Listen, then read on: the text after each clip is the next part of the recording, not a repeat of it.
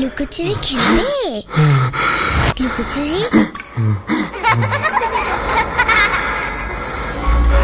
তুমি লুকাও, আমি ঠিকই তোমাকে খুঁজে পাবো।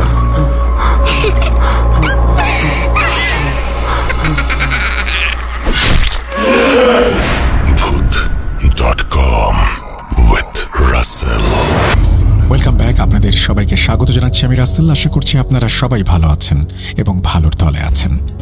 আমি আজকের ঘটনা শুরু করছি যারা বৃহস্পতিবার এবং শুক্রবার ছাড়াও আরও একটা দিন চান ভয়ের রাজ্যে হারিয়ে যেতে, তাদের জন্যই এই বিশেষ আয়োজন।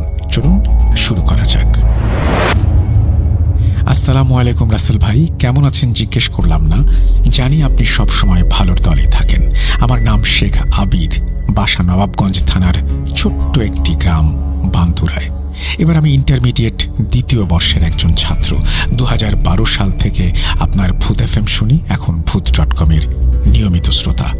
ব্যস্ততার কারণে স্টুডিওতে আসা সম্ভব হলো না। আজকে যে ঘটনাটি বলবো এটি আমার ছোট কাকার সাথে ঘটে যাওয়া রক্ত হিম করা ঘটনা। আমার জন্মের প্রায় 9 বছর পর ঘটনাটি ঘটে। আমি নিজেই এই ঘটনার সাক্ষী।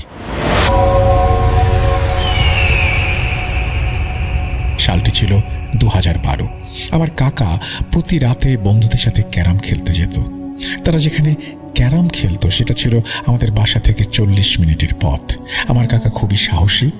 এমনই এক রাতে ক্যারাম খেলা শেষ করে বাসার উদ্দেশ্যে রওনা হন তিনি। একটু হাঁটার পরেই দেখেন বাজারে চিতই পিঠা ভাজা হচ্ছে। তিনি বাড়ির জন্য কিছু পিঠা কেনেন এবং ওইখানে দাঁড়িয়ে পিঠা খান। পিঠা খেয়ে পানির গ্লাস ময়লা থাকার কারণে পানি আর খান না। কাকা বাসার উদ্দেশ্যে রওনা দেন। শীতকাল, রাত আনুমানিক 11টা বাজে। একটু হাঁটার পর কাকা অনুভব করেন তার পেছন পেছন কে যেন হেঁটে আসছে। কাকা পেছনে তাকিয়ে দেখেন একটি কালো বেড়াল খুব ভয়ানকভাবে তার হাতে থাকা পিঠার দিকে তাকিয়ে আছে। কাকা বিড়ালটাকে দেখে সজোরে লাথি মারেন। একটু হাঁটার পর আবারও সেই বিড়ালটি দেখতে পান। এখন পুরো রাস্তার মাঝখানে সে বসে আছে এবং কাকার দিকেই খুব ভয়ানকভাবে তাকিয়ে আছে। তখন কাকার ভেতরে এক অদ্ভুত ভয় কাজ করছিল। কাকা সাহস করে হাতে থাকা একটি লাঠি নিয়ে বিড়ালটাকে জোরে একটা বাড়ি দেন। বাড়ি মারার সাথে সাথে বিড়ালটি অদ্ভুতভাবে হাওয়ায় মিলিয়ে যায়। কাকা এটি দেখে অনেক ভয় পান আর ভাবেন বিড়ালটি কিভাবে চোখের নিমিষে এভাবে চলে যেতে পারে। আশেপাশে পুরোটা বাঁশ ঝোপঝাড়ে ঘেরা।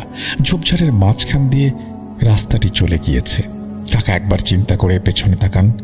রাস্তা দিয়ে বাসায় যাবেন, কিন্তু ওই রাস্তা দিয়ে বাসায় যেতে 1 ঘন্টার মতো সময় লাগবে। এটি ভেবে কাকা ওই রাস্তাটি ধরে সামনে এগোতে থাকেন। একটু পর কাকা যেটা দেখেন সেটা দেখার জন্য তিনি আসলে প্রস্তুত ছিলেন না। তিনি দেখেন পুরো রাস্তার মাঝখানে একটা ডেড বডি কাপড় জড়িয়ে শুয়ে আছে। পূর্ণিমার রাত, চাঁদের আবছা আলো পরিষ্কার বোঝা যাচ্ছে। এটা দেখে কাকার আর বুঝতে বাকি রইল না যে তার সাথে অস্বাভাবিক কিছু একটা ঘটছে। তিনি তখন একটা সিগারেট জ্বালান। তার হাতে থাকা মোবাইলে আলো হচ্ছিল না, চারিদিক কুয়াশায় ভরা, ভালোভাবে মুখটি বোঝা যাচ্ছিল না। কাকা একটু সাহস করে ওই পড়ে থাকা শরীরটির দিকে যান এবং মুখে মোবাইলের আলো ফেলেন। মুখটি তখনও কাফন দিয়ে ঢাকা। আমার কাকার পুরো শরীরটা ভার হয়ে যায়। হঠাৎ করে একটা হিমেল হাওয়া এসে ওই শরীরটার থেকে কাফনটা সরিয়ে দেয়। এরপর আমার কাকা যেটা দেখেন সেটা দেখার জন্য তিনি মোটেও প্রস্তুত ছিলেন না। তিনি দেখেন দুটো খুব ভয়ানক চোখ ভয়ানকভাবে আমার কাকার দিকে তাকিয়ে আছে। মুখের মাংস থেতলে গেছে, খুব বিশ্রীভাবে একটা হাসি লেগে আছে ঠোঁটে। কাকা এসব আর নিতে পারছিলেন না। চোখ বন্ধ করে সূরা পড়তে পড়তে সামনের দিকে দৌড় দেন এবং একটি বাড়ির দরজায় গিয়ে পড়েন। পড়ার আওয়াজ পেয়ে দরজা খুললে তারা দেখেন যে আমার কাকা অজ্ঞান হয়ে পড়ে আছেন। তারা ঘরে নিয়ে কাকার মাথায় পানি ঢালেন।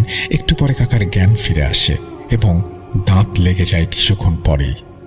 এরপরে তারা কাকার ফোন থেকে আমাদের বাসায় ফোন দেন। তারপর আমরা তাদের বাসায় গিয়ে কাকাকে নিয়ে আসি। পরের দিন থেকে কাকা কথা বলতে পারছিল। এরপর কাকা তার সাথে ঘটে যাওয়া সব ঘটনা আমাদের খুলে বলেন। ওই দিন সকাল থেকে কাকার ভীষণ জ্বর আসে এবং রাত হলে স্বপ্নে তিনি সেই মৃতদেহটাকে দেখতে পান। কিন্তু কাকা এই ধরনের স্বপ্ন দেখেন এটি বাসার কাউকে তিনি জানান না। কাকা চাচ্ছিলেন না তাকে নিয়ে কেউ চিন্তা করুক। কাকার এমন জ্বর দেখে গ্রামের একজন হুজুরকে নিয়ে আসা হয়। তিনি ঝাড়ফুঁক করেন, কিন্তু জ্বর কমে না। ওই রাতে কাকার জ্বর আরও বেড়ে যায় এবং স্বপ্নে তিনি আবারও সেই মৃতদেহ এবং বেড়ালটিকে দেখেন। কাকার শরীর তখন জ্বরে পুড়ে যাচ্ছে। পানি খাওয়ার জন্য পাশে রাখা জগটা হাতে নিতেই কাকার চোখ পড়ে তার বিছানার ওপর। বাতির আলোতে কাকা স্বপ্নে যে বেড়ালটিকে দেখেছিলেন, এবার তিনি বাস্তবে তাকে দেখতে পান। বিড়ালটি আকারে ছিল বেশ বড়। কাকার ঘরের দরজা তখন সম্পূর্ণ আটকানো। বেড়াল কেন, ইঁদুরও প্রবেশ করতে পারবে না সেখানে।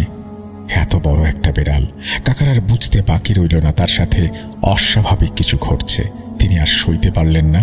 খাট থেকে নেমে দৌড় দেবেন, এমন সময় উপলব্ধি করলেন যে পা দিয়ে উনি বেড়ালটিকে লাথি দিয়েছেন, ওই পাটি অবশ হয়ে গেছে। কাকা কি করবেন ভেবে পাচ্ছিলেন না। অনেক জোরে কাকা চিৎকার করে অজ্ঞান হয়ে যান। কাকার চিৎকার শুনে বাসার সবাই ঘরে এসে কাকাকে অজ্ঞান অবস্থায় পায়। পরদিন কাকা বাসার সকলকে ওই রাতের ঘটনা খুলে বলেন। এসব শুনে বাবা অনেক কবিরাজের সন্ধান করতে থাকেন।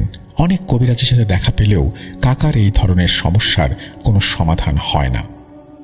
ঘটনার পঞ্চম দিন আমাদের বাসায় ঠিক দুপুর 12টার সময় একজন ভিক্ষুক আসে। এই ভিক্ষুকটিকে আগে কখনো দেখা যায়নি।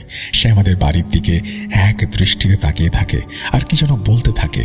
তার তাকানো দেখে আমার দাদু তার সামনে গেলে ভিক্ষুকটি আমার দাদুকে বলে, ঘোর অমঙ্গল আসতে চলেছে তোর ছেলের ওপর। ভয়ানক একটা কিছুর নজর পড়েছে। তারপর সে এক কবিরাজের ঠিকানা দিয়ে চলে যায়। দাদু অনেক খোঁজাখুঁজির পরেও ভিক্ষুকটিকে আর কোথাও খুঁজে পায় না। দাদু আমার দাদাকে এই ভিক্ষুকের কথা বলে। দাদা তার দেয়া ঠিকানা অনুযায়ী গেলে এক কবিরাজের দেখা পায়। দাদাকে কবিরাজ দেখে বলে, কিরে এসেছিস? তোর ছেলে ওই দিন যে মৃতদেহ দেখেছে, ওইটি একটা খারাপ জিন। পিঠার প্রতি নজর ছিল জিনটার। তোর ছেলের সব থেকে বড় ভুল ছিল ওই বেড়ালটাকে লাথি মারা, যে কারণে সে হাঁটতে পারছে না। সব শুনে দাদা বললেন, আপনি কি করে জানলেন এসব? কবিরাজটি বলল, আমি সবই জানি। আমার সাথে সবসময় 3টি জিন থাকে, ওরাই আমাকে খবর দেয়। যা, তোর ছেলেকে নিয়ে আয় আমার কাছে। যা লাগবে, একটা কালো মোরগ, 10 কেজি মিষ্টি, 3 রাস্তার মাটি, আপাতত এইগুলো হলেই চলবে। আর আজকে রাতে তোর ছেলেকে একা থাকতে দিবি না, সাথে তুইও থাকবি। আর এই তাবিজটা ওর গলায় ঝুলিয়ে দিবি। দাদা বাসায় এসে কাকার গলায় তাবিজটা ঝুলিয়ে দেয়। ওই রাতে তেমন কিছু আর হয় না। সকাল হতে না হতেই কাকাকে সবাই ধরে ওই কবিরাজের কাছে নিয়ে যায়। কবিরাজ কাকাকে তার সামনে বসিয়ে কি সব পড়তে থাকেন। আগুনে ফু দিয়ে আগুন অনেক ওপরে উঠিয়ে দেন। কিছুক্ষণ পর কাকার শরীর অদ্ভুতভাবে কাঁপতে শুরু করে এবং জিনটি কাকার শরীরে হাজির হয়। জিনটি জানায় যাকে লাথি দেওয়া হয়েছে সেই বেড়ালটি তার বাচ্চা। যাই হোক, এরপরে অনেক কিছু হয় এবং জিনটি কবিরাজের তুলনায় অনেক কম শক্তিশালী হওয়ায় কবিরাজ জিনটিকে তার মন্ত্রের মাধ্যমে আঘাত করেন এবং কাকার শরীর থাকা জিনটি অনেক চিৎকার শুরু করে। জিনটি আঘাত সহ্য করতে না পেরে শরীর ছেড়ে যাবার প্রতিশ্রুতি দেয় এবং সে চলেও যায়। আমার কাকা এরপর অজ্ঞান হয়ে মাটিতে লুটিয়ে পড়ে। কবিরাজ জানান যে আর আমার কাকার কাছে সেই জিনটি আসবে না। কবিরাজ একটা তাবিজ দেন এবং 40 দিন তাবিজটি গলায় ঝুলিয়ে রাখতে বলেন। তারপর থেকে আর কোনো সমস্যা হয় না। ঘটনাটি পাঠিয়েছেন শেখ আবির, বান্দুরা, নবাবগঞ্জ, ঢাকা থেকে। আপনাকে অসংখ্য ধন্যবাদ এবং যারা এতক্ষণ শুনলেন তাদেরকে অসংখ্য ধন্যবাদ। আমরা আজকের মতো বিদায় নিব, ফিরে আসবো আবারও। সেই পর্যন্ত সবাই ভালো থাকুন, সুস্থ থাকুন, মোস্ট ইম্পর্টেন্টলি ভূত.com-এর সাথে থাকুন। আল্লাহ হাফেজ।